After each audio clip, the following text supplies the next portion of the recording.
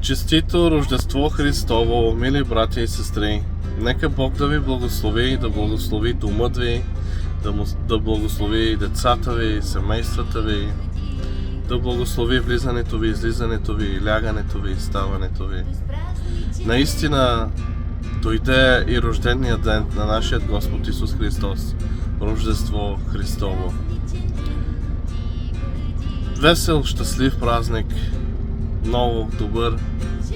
И всички ние като християни, като вярващи, се питаме кога наистина е истинската дата, раждането на нашия Господ Исус Христос. И аз искам да ти кажа, всеки ден Исус Христос се ражда в нечие сърце.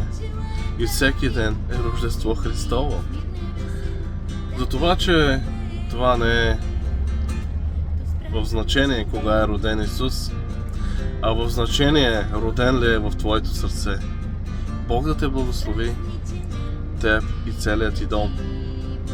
И не забравяй в този светъл празник Исус Христос да бъде на твоята трапеза.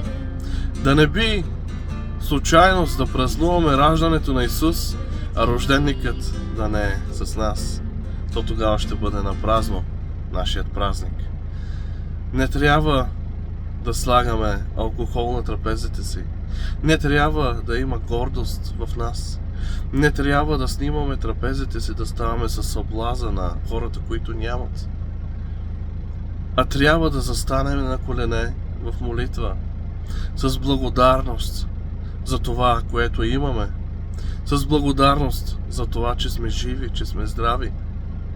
И още една година Бог е благоволил да преминеме.